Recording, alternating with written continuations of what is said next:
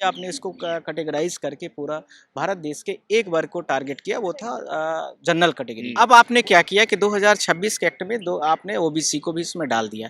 अब आपने 80% को किसके सामने ले आके खड़ा कर दिया? General category. जाहिर सी बात है कि जनरल कैटेगरी जब 20% है तो 80% आबादी के हिसाब से कैसे वहां पर करेगी? जैसे ही ये कानून आता है, जो प्रधानमंत्री हिंदू हृदय सम्राट हुआ करते थे, जिनको केवल हिंदू के नाम से जाना जाता था, आज उन्हें तेली नाम से कहकर गालियां दी जा रही। लोग एग्जिस्ट करते हैं जो कि जाति के नाम पर गालियां देते हैं, जाति के नाम पर भेदभाव करते हैं, तो क्यों ना उनके ऊपर एक स्ट्रिक्ट लाठी कानून की चलाई जाए। सामने वाला गलत कर रहा है, आपके पर गलत का मतलब ऑफेंस लगा रहा है, एलिगेशन गलत आ रहे हैं, तो आप उसके ऊपर फाइन कर सकते थे। अब यहाँ पर ये सारे ऑप्शन खत्म है तो एक तरफा निर्णय लेगा।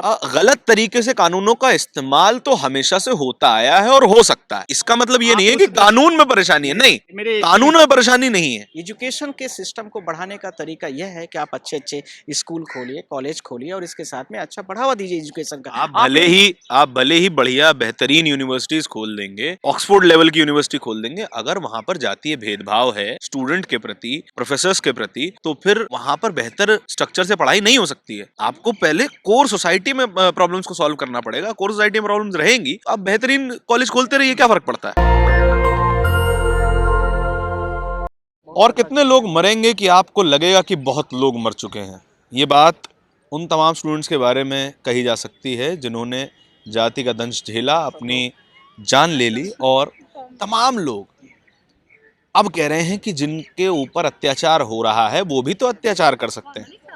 लग रहा है कि भेड़ों ने भेड़िए का शिकार करने का सोच लिया है। जो नियम आने लगे, जो नियम आए उन भेड़ों की सुरक्षा के लिए, उन नियमों को सुप्रीम कोर्ट कह रहा है कि ये भेदभावपूर्ण है।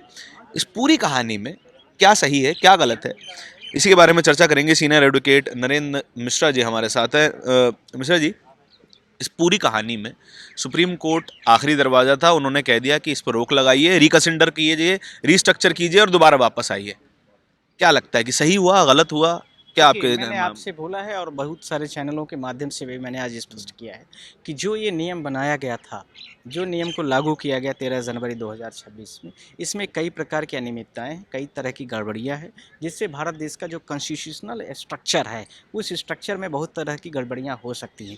पहला ये कि ये स्ट्रक्चर ये कहता है कि कोई भी नियम कानून आप ऐसे नहीं बनाएंगे जो किसी वर्ग विशेष को टारगेट करता हो। यहाँ पर स्पेशल तरीके से आपने टारगेट कर दिया।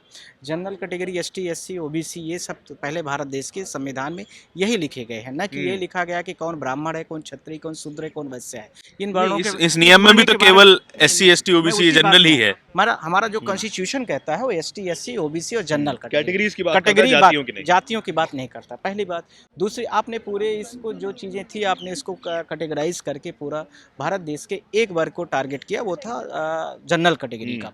हो सकता है कि OBC भी करता हो जाति हिंसा वहाँ पर, यह भी हो सकता है कि वहाँ पर ST SC भी करता हो। तो इसके पहले की जो चीजें थी वो यह थी 2012 वाले एक्ट में कि यदि कोई भी व्यक्ति ये कर रहा है तो उसके लिए अनुशासनात्मक कार्यवाही होती थी, यानी डिसिप्लिनरी कमेटी जो होती थी रिकमेंडेशन करती थी, और उसके साथ में यदि मान लीजिए उसका कुछ फाइन वगैरह हो गया या कुछ उसको UGC से जो ग्रांट होता था वो चीज़ों पर रोक लगा दी जाती थी। इस तरीके से थी। अब आपने क्या किया कि 2026 के एक्ट में दो आपने OBC को भी इसमें डाल दिया, और OBC के भारत देश की जो मेजॉरिटी है लगभग 40% से ऊपर, 40% से भी काफ़ी ज़्यादा है। और ST SC और इन तीनों को वर्ग को मिला लिया जाए तो लगभग 80% की आबादी भारत देश में नेतृत्व करता है। सिर्फ जनरल कैटेगरी 20% है। अब आपने 80% को किसके सामने ले आके खड़ा कर दिया?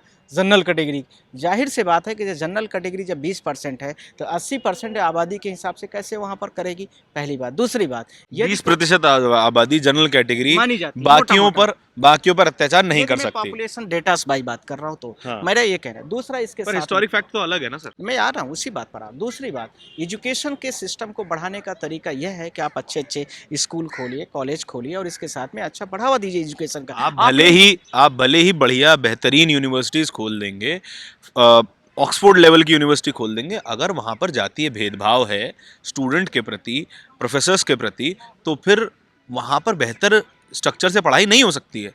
आपको पहले कोर सोसाइटी में प्रॉब्लम्स को सॉल्व करना पड़ेगा। कोर सोसाइटी में प्रॉब्लम्स रहेंगी तो आप बेहतरीन कॉलेज खोलते रहिए, क्या फर्क पड़ता है। मेरे कहने के मतलब है इसके इसमें जो गड़बड़ियाँ थी, गड़बड़ियों के बारे में बात कर रहा हूँ मैं, उसी के साथ में मैं आगे भी आ रहा हूँ। जो इन्होंने कमेटीज़ बनाई है 10 सदस्यीय कमेटीज, उस कमेटीज़ में 10 लोगों को इन्होंने रखा। हाँ। 10 में से 5 लोगों को इन्होंने अपना रिजर्व कर दिया। 10 में से 3 है। 3 में से इसके साथ में 2 जो और है लिखे गए हैं, वर्गीकृत नहीं है कि किस कास्ट के होंगे, क्या होंगे। हाँ, ठीक यानी कि है? जनरल भी हो सकते हैं। कोई भी हो सकता है, हाँ। पर स्पष्टीकरण के तौर पर ये कमीशन इससे रिलेटेड है, हाँ। तो उसी से होगा। नेक्स्ट पॉइंट इसी का। अब इसमें मैं बता अब देता पूरे हूँ पॉइंट आपको मेरे 3। ये 4 मेरे फैक्ट पूरे हो जाए, उसके बाद आप पूरे प्रश्न पूछिए। ठीक है। इसके बाद इसमें जो 7 दिवस के अंदर में, 7 दिन के अंदर में जो भी चीज़ें होंगी, आपको जुडिशियल एक्शन या कोई भी एक्शन, पुलिस एक्शन होगा, आपको स्पष्ट रूप से दिखाना पड़ेगा। साथ में नेक्स्ट पॉइंट हो गया कि आपको इसके बाद में जो नेक्स्ट पॉइंट इसका टारगेट होगा, वो 15 दिवस के अंदर में आपको जो भी आपने एक्शन अब तक के लिया है, आपको रिपोर्ट को पेश करना पड़ेगा। साथ में एक लास्ट पॉइंट इसी में है, 24 आवर्स के अंदर में यदि कोई भी कंप्लेन आती है, तो उस कंप्लेन के अंदर में आपको इस मैटर को क्या आपने किया कार्रवाई, कमेटी डिसाइड करके आपको देगी। ये फैक्ट में आपको कहीं दिक्कत नहीं है। अब सवाल यह उठता है कि इतने बड़े लेवल पर, जब भारत देश में जहाँ 140 करोड़ की आबादी है, आप सारे लोग जानते हैं, और इतने सारे कॉलेजेस हैं, तो उन कॉलेजेस में कितनी सारी चीज़ें बढ़ेंगी, इसके बारे में बाढ़ सी आ जाएगी। दूसरा, बच्चों को सुधारने के लिए सुधार गृह होता है। वर्ल्ड में आप कहीं भी देख लीजिए, किसी भी कंट्री में यदि कोई भी बच्चा गड़बड़ी करता है किसी भी स्कूल लेवल पर या कॉलेज लेवल पर, तो उसको सुधारने के विभिन्न रास्ते होते हैं। ये नहीं होता कि आप उसको पनिशेबल कॉलेज के दौरान पर ही आप उसको कर दें और उसके साथ में वो punish हो यूनिवर्सिटीज में तो आप अडल्ट है ना, तो वहां पर आप सोचने समझने के लिए दोनों उदाहरण को पेश सक्षम है, बिल्कुल सक्षम है ना। आप वोट देने के लिए सक्षम है, अपना जीवन साथी चुनने के लिए सक्षम है, तो आप ये भी सोचने के लिए सक्षम है कि आपको जातीय भेदभाव नहीं करना है। पर आप यह भी सोचने के लिए सक्षम हो जाते हैं कि राजनीतिक करियर मेरा बढ़ रहा है, तो सामने वाला कंसर्न व्यक्ति मेरे पर टारगेट कर सकता है, तो आपके यह भी चांसेस बन जाते हैं कि उस कोर्ट का मतलब उस कॉलेज कैंपस में फला व्यक्ति पॉलिटिशियन है, आप फला directly- व्यक्ति इसकी जो है तो ऐसा कर रहा है, तो उसके ऊपर फाल्स और झूठे FIR आप डायरेक्टली ये कहना चाह, आपके कंसर्न इसमें ये है कि झूठे केसेस बढ़ जाएंगे इस पूरे मामले में ना। ये बात बिल्कुल ठीक है। गलत तरीके से कानूनों का इस्तेमाल तो हमेशा से होता आया है और हो सकता है। आज भी भारत के संविधान में कई कानून ऐसे हैं जो कि गलत तरीके से इस्तेमाल किए जा सकते हैं महिलाओं के द्वारा। महिलाएं, कई केसेस हमने देखे जहां महिलाओं ने फर्जी केस डाले और लंबे समय के बाद उन्हें एक्विटल मिला पुरुषों को। तो इसका मतलब ये नहीं है कि कानून में परेशानी है, नहीं, कानून में परेशानी नहीं है। मेरे 3 बड़े गंभीर सवाल होते हैं, हमेशा मुझे बोलना नहीं चाहिए पर मैं बोल रहा हूँ आपके सामने जी। एक, महिलाओं के पास जो दिए गए हैं 498A का सेक्शन, हाँ। ठीक, वो किसी भी महिला पुरुष के बीच में डिस्प्यूट चल रहा है, तो मुझे लगता है कि वो महिला के पास ऐसा होता है कि झूठा भी कंप्लेन लिखा देती तो है। इसका मतलब ये नहीं है ना कि उस कानून को खत्म कर दिया जाए। नहीं, मैं उसकी बात नहीं कर रहा हूँ, हाँ। पर लोगों के पास जो पुरुष आपने बताया कि 10 साल 5 साल तक वो लड़ता रहता है। यदि मान लिया आज आप 30 साल के हैं, 40 साल के, मैंने मान लिया 40 साल के, 10 साल तक के आप केस लड़े और उसके बाद एक्विटल हो गया मैटर, आप 50 साल के हो गए, अब आपके लाइफ का क्या बचा हुआ, वो 10 साल आपका कौन वापस करेगा? इसके लिए क्या है सर? प्रिवेंटिव मेजर है ना, वो प्रिवेंटिव मेजर है। आप उसके ऊपर केस नहीं फाइल कर सकते हैं, ध्यान रखिए। कानून एक प्रिवेंटिव मेजर है। में भी है, यही एट्रोसिटी में भी है, यही इस पे भी है। इसके 2012 वाले में यही होता था कि यदि आप कुछ भी, सामने वाला गलत कर रहा है, आपके पर गलत का मतलब ऑफेंस लगा रहा है, एलिगेशन गलत आ रहे हैं, तो आप उसके ऊपर फाइन कर सकते थे। अब यहाँ पर ये सारे ऑप्शन खत्म हो तो एक तरफा निर्णय लेगा। आप, मेरी बात समझ में आ गई होगी। नरेंद्र मिश्रा जी, आप जनरल कैटेगरी से आते हैं, मैं भी जो बात कर रहा हूँ मैं भी जनरल कैटेगरी से आता हूँ। आपके मन में किसी तरह का भय है कि कोई भी व्यक्ति आएगा और आपके ऊपर फर्जी इल्जाम लगा के चला जाएगा? क्या आपके मन में ऐसा भय है? मेरे नहीं, जो भारत देश के प्रधानमंत्री मैं निजी तौर पे आपसे सवाल पूछ रहा हूं। सबके पास होता है। हाँ। आपके पास भी हो सकता है, मेरे पास है। लेकिन अब सोचिए, जैसे ही ये कानून आता है, जो प्रधानमंत्री हिंदू हृदय सम्राट हुआ करते थे, जिनको केवल हिंदू के नाम से जाना जाता था, आज उन्हें तेली नाम से कहकर गालियां दी जा रही हैं। लोग एग्जिस्ट करते हैं जो कि जाति के नाम पर गालियां देते हैं, जाति के नाम पर भेदभाव करते हैं, तो क्यों ना उनके ऊपर एक स्ट्रिक्ट लाठी कानून की चलाई जाए? नहीं, मेरा सवाल ये है कि जो प्रधानमंत्री को आपने सवाल में कहा कि ऐसे बोलते हैं या वो उस तरीके से बोलते हैं, वो जो बोलते हैं उनके खिलाफ में जो भी कार्रवाई हो सकती है वो करे पुलिस, उसमें हम थोड़ी मना कर रहे हैं। पर यह है कि यदि कोई व्यक्ति आपका नाम डाल दिया गया, आपने बोला नहीं, आप मेरे पास माइक लेके खड़े हैं वैसे, अब आपका नाम सामूहिक तरीके से डाल दिया गया, ग्रुप में डाल दिया गया, तो आप फिर क्या करेंगे? पहला सवाल। कानूनी लड़ाई लड़ेंगे? अब आप लड़ रहे हैं ना, अब आप भारत देश में 5 साल से उस सजा में, क्या नाम है उनका, 5 साल से उमर खालिद है, क्या उन्होंने क्या ऑफेंस किया है? आप उनकी लड़ाई नहीं लड़ रहे हैं, लड़ रहे हैं कि नहीं लड़ रहे हैं? कितना ऑफेंस है उसका? उसके साथ में जो 5 7 10 लोगों का 5 लोगों की बेल मिली, उसका क्या हुआ आपने देख लिया।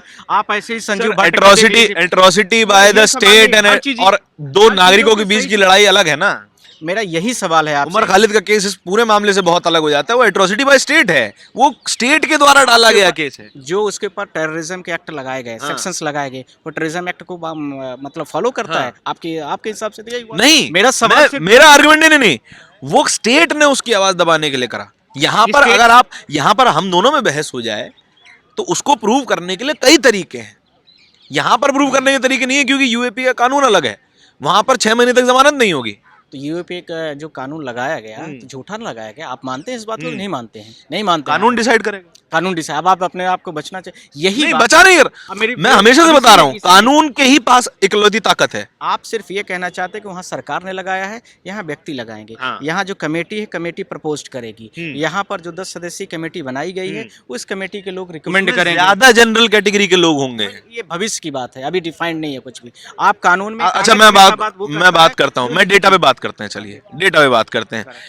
45 सेंट्रल यूनिवर्सिटीज हैं हमारे पास, ठीक है। 45 सेंट्रल यूनिवर्सिटीज में 5 ओबीसी हैं, 1 एसटी है और 1 एससी वाइस चांसलर है हमारे पास। यहां पर ही समझ में आ जाता है कितने जनरल कैटेगरी के वीसीज हैं, नंबर 1। दूसरी, कितने प्रोफेसर्स हैं। 2019 में रिपोर्ट सामने आई थी कि 95% जो प्रोफेसर्स हैं वो जनरल कैटेगरी के हैं, ठीक है। सही इसी अनुपात में जनरल कैटेगरी के स्टूडेंट्स भी ज्यादातर यूनिवर्सिटीज में हैं। तो नंबर्स में कम कौन हुआ यूनिवर्सिटीज में? अब आपको इसका मैं जवाब दे दूं। देखिए, भारत देश का जो सुप्रीम कोर्ट की गाइडलाइन है, जजमेंट जो है, उस जजमेंट में स्पष्ट कहा गया कि 50% आपको रिजर्वेशन दिया जाएगा। पहली बात, 50% आपने रिजर्वेशन ले लिया, उस रिजर्वेशन के डेटा के हिसाब से सेट कर लीजिए, पहली बात। दूसरी बात, जो अब आप इंटरनेशनल लेवल की जब पॉलिसीज की बात करेंगे या इंटरनेशनल लेवल पर जब आप बात करना चाहते हैं, तो जब इंटरनेशनल में वहाँ पर जाएंगे, खड़े होंगे, तो आपको इंटरनेशनल स्टैंडर्ड पैरामीटर को फॉलो करना पड़ेगा। क्या भारत देश के अम्बेडकर साहब जब इंटरनेशनल चीज़ों को फॉलो अप करते थे, तो क्या वो भारत देश की क्वालिटी नहीं रखते थे? उनका प्रेजेंटेशन प्रतिशत रखते थे। करेक्ट। तो ये जहाँ पर जैसी जरूरतें होती हैं, वहाँ पर जो आदमी जिस लेवल पर बैलेंस कर सकता है, उसको वहाँ पर प्रतिनिधित्व किया जाता है। नहीं, हम ये कह रहे हैं अगर वाइस चांसलर के लेवल पर भी हमारे पास रिप्रेजेंटेशन नहीं है और मेजॉरिटी जनरल कैटेगरी की है, तो फिर इस कमेटी में भी तो जनरल कैटेगरी के लोग ही आने जाएंगे। अगर अनुपात के तौर पर भी देख लिया जाए तो 1 एससी, 1 एसटी और 1 ओबीसी। एक महिला आती है जिनका कोई भी कैटेगरी डिफाइंड नहीं है, एक ईडब्ल्यूएस आते हैं जिनका कोई कैटेगरी डिफाइंड नहीं है, दूसरी दिव्यांग आते हैं जिनका कोई कैटेगरी डिसाइडेड नहीं है। इसमें प्रशासन के लोग भी शामिल होंगे। इसका डिफेक्टो हेड जो होगा वो वाइस चांसलर होगा, जो कि ज्यादातर 38 यूनिवर्सिटीज में एक जनरल होगा। तो डरने की बात कहाँ है? अब डरने की बात दूसरा, यदि मान लीजिए आपके ऊपर गलत तरीके से एलिज्ड करके कंप्लेन हो गई, ठीक है, प्रूफ हो गया कि आपने गलत किया, ऑफेंस हो गया। अब आप पुलिस के पास जाएंगे, पुलिस ने सब कुछ किया, जो कुछ किया, एफआईआर लॉन्च कर दिया। अब उसके बाद वो चार्जशीट फाइल करेगी। चार्जशीट किसके पास जाएगा, किस सेक्शन में जाएगा, यह भी नहीं क्लियर है। दूसरा, इसके साथ में कितना यहाँ हम अग्री कर सकते हैं, आप करें या ना करें, जो संविधान है वो मानेंगे। चीफ जस्टिस मान रहा है, आप मानने से क्या होता है? आप न माने तो क्या हो गया? आप मान के अपना घुमाते रहिए माइक, उसमें क्या होता है? जो कानून है वो कानून नहीं, जो कानून है वो कानून है। दूसरा, सुप्रीम कोर्ट ऑफ इंडिया में यह भी बताने की आपको जरूरत है, या किसी भी लॉज में बताने की आपको कितनी सजा किस सेक्शन में दी जाएगी। सामने वाले यदि व्यक्ति ने कुछ गड़बड़ बोला, मान लीजिए मेरे ऊपर किसी ने गलत कंप्लेन किया है, अभी हम लोग क्या करते हैं, 174 जो बीएनएस का है उसके रिगार्डिंग हम जाते हैं और उसके अपोज में फॉल्स केस किसी ने कराया है, तो आप उसके ऊपर अगेंस्ट जाते हैं। यहाँ पर इसको क्यों खत्म किया गया? तो बैलेंस किया जा सकता था ना। दूसरा, किसी भी बच्चे को यदि मान लीजिए किसी ने गड़बड़ी किया तो बच्चे को सुधारने की जरूरत होती है। ये नहीं कि आप उसको लाइफ टाइम इम्प्रिजमेंट कर दिए। और यदि कहीं इस तरह के उदाहरण पाए जाते हैं तो उनको सुधारने का पूरा मौका होना चाहिए। प्रशासन की कहीं न कहीं गड़बड़ियां भी होती हैं, इस चीज को भी आप मानिए। आप क्यों नहीं मानते? मैं आपकी बात से बिल्कुल सहमत हूँ इस मामले में कि जो फॉल्स कंप्लेन्स हैं उनके खिलाफ एक डिटरेंट होना चाहिए, मान लिया गया। उसमें फिर ये क्लैरिटी होनी चाहिए कितने साल की सजा होगी, क्या प्रोसीजर होगा, कितना ट्रायल होगा। इस बात पे मैं बिल्कुल आपसे अग्री करता हूं यहाँ पर। लेकिन हम ये बात की उम्मीद करें कि किसी एक व्यक्ति ने किसी महिला के साथ ईव टीजिंग करी, ईव टीजिंग है, हो सकता है सुधर जाए कल को व्यक्ति, तो क्या उस व्यक्ति को मौका दे दिया जाए, नहीं आप सुधर जाओ, आपको थोड़ा डांट के छोड़ देते हैं? नहीं, सुधारने के क्या यही रास्ते हैं आपके पास कि डांट के छोड़ दिया जाए? सुधारने के ये है कि आप लाइफ टाइम इम्प्रिजमेंट कर दोगे उसके खिलाफ में। आप अनुपातिक 7 सजा, 6 महीने की सजा दे दीजिए आप, 7 दिन की यहाँ सजा लिखा दे कहाँ है, दीजिए। व्याख्या ही नहीं की गई है। हाँ, आप देखिए, अनुपातिक सजा होनी चाहिए, ठीक। मेरी बात सुनो, आप खुद ही जज बनना चाह रहे हैं। अभी तक उसमें जो अभी एक्ट आया है उसमें स्पष्ट नहीं किया गया कितनी सजा होगी, क्या होगा, कौन सा सेक्शन होगा, ये कहीं आया नहीं। आप अनुपातिक की बात कर रहे हैं, तो वो आने दीजिए। वही तो कहा गया कि ड्राफ्ट ने लीगल तरीके से आपने करके पूरे देश में लागू कर दिया। पूरे देश में एक जाति को आपने जब आपको कुछ बना ही नहीं है तो आपने फिर कैसे जनरल कैटेगरी को आपने टारगेट कर दिया? आपको बनाना चाहिए ना कि यदि एसटी एससी ओबीसी का भी गलत करता है तो उसके खिलाफ में ऐसा होना चाहिए, बैलेंस बनती बात है। गलत दूसरी बात, समाज ही बैलेंस नहीं है तो अब आप किससे कमिटी बात में कैसे आए? बैलेंस करेंगे आप सर? बायस होके बात करने लगे, आप घुमा के वही बायस नहीं है, बायस नहीं सर, फैक्ट ये भी मान है, लीजिए समाज कि- बैलेंस है। आप हाँ या ना एक बार बता दीजिए। आप मेरे मेरे से ज्यादा तजुर्बा रखते हैं समाज में, समाज बैलेंस नहीं है। कंक्लूड कर रहा हूँ आपको। हाँ। यदि आप किसी पुलिस स्टेशन पहुंच जाते हैं, आप कितने भी अमीर आदमी क्यों ना, बहुत बड़े हैं, करोड़पति हैं, अरबपति, जो भी प्रशासन, पुलिस अंदर में चले जाते हैं तो आप वहाँ चिल्ला के नहीं बोलते हैं, ठीक। यदि आप गरीब आदमी के पास जाते हैं तो आप चिल्ला के पूरी आवाज निकाल लेते हैं। पहली बात ध्यान रखना है आप। दूसरी बात इसी के साथ देख, यदि अंबानी और अडानी के लिए होगा तो वो भी हो सकता है कि इस कैटेगरी में नहीं आता है, ठीक है। उसके लिए अलग बहुत सारे देखें, कितने को आपने कितने सेक्शंस ले लिए, ये उसमें भी जनरल में भी, एसटी में भी, एससी में भी, ओबीसी में भी, सब में बहुत सारे अपर क्लास हैं और बहुत सारे लोअर क्लास भी हैं, करेक्ट। अब यहाँ पर जो चीज़ें भेदभावपूर्ण बढ़ेंगी, दबाई जाएंगी, वो नीचे के लेवल में जो गरीबी रेखा में रहने वाला व्यक्ति है, जो गरीब है, मजदूर है, वो हर जगह पीड़ित है। वो चाहे तो इसमें तो ईडब्ल्यूएस आ गया। अरे यार ईडब्ल्यूएस फिर से आप लोगों को पता नहीं, फालतू की बात कर। EWS economical weak section general category के लिए, only for the general category, correct. तो मैं फिर से मेरी बात जगह मिल रही है अरे ना? मेरी बात तो सुन लो, पहले पूरी हो जाने दो। और जो बीपीएल लाइन है वो सबके लिए बनाई गई थी, करेक्ट। हमने क्या बोला, हम बीपीएल लाइन की बात कर रहे हैं, हमने ये थोड़ी बोला है कि उसमें ईडब्ल्यूएस को आ जाए या ना आ जाए, हम तो सबकी बात कर रहे हैं। वो सारे लोग टार्चर हो रहे हैं, वो सारे लोग ग्रिप्ड में हो रहे हैं, वो सारे लोग एग्रिप्ड हो रहे हैं। आप आईएएस पीसीएस क्या उसमें नहीं है, बहुत सारे ओबीसी में? आप बताइए, आप जिस कम्युनिटीज में, उसमें भी तो अपर क्लास होगा बहुत सारा, है कि नहीं है? उनके बच्चे बड़ी बड़ी जगहों में पढ़ेंगे, छोटे के कितने बच्चे पढ़ रहे हैं आप बताइए ना, है ना, कितने? तो ये सारे बैलेंसवादी नीतियां ना होकर के, इसलिए जो सुप्रीम कोर्ट ने आज बोला है कि जो आपका ये ड्राफ्ट बनाया गया पूरी तरीके से गलत है, इलीगल है, अनकॉन्स्टिट्यूशनल है, वायज है। रिकंसिडरेशन का समर्थन। करेक्ट, हम रिकंसिडरेशन का वो तो हम पहले भी बोल रहे हैं, अभी बोल रहे हैं, ठीक है, थैंक यू। तो देखिए यहाँ पर तमाम बातें आपके सामने आ जाती हैं। रिकंसिडरेशन का समर्थन किया जा रहा है और किसको कितनी सज़ा मिलेगी इस बात का तो हम भी समर्थन करते हैं। सामने आना चाहिए कि जो भी अपराधी है उसको कितनी सज़ा मिलेगी, किन सेक्शंस में सज़ा मिलेगी, और अगर कोई गलती से या फिर जानबूझकर कोई फर्जी कंप्लेंट डालता है तो उसके खिलाफ क्या डिटरेंट है। इस पूरी बातचीत के बारे में आपके क्या विचार हैं, कमेंट सेक्शन में बताइएगा ज़रूर। इस तरह की और भी चर्चाओं को देखते रहने के लिए नेशनल दस्तक को सब्सक्राइब कीजिएगा। कैमरे के पीछे मेरे साथी तौहीद के साथ मैं धारण, बहुत बहुत धन्यवाद। नेशनल दस्तक की आपसे गुजारिश है कि अगर इसको बचाना चाहते हैं तो नेशनल दस्तक को सब्सक्राइब करने के लिए रेड कलर के सब्सक्राइब बटन को दबाएं, फिर बेल आइकन की घंटी दबाएं। नेशनल दस्तक को बचाने के लिए बहुत जरूरी है कि हर खबर को शेयर करें, लाइक करें, कमेंट जरूर करें।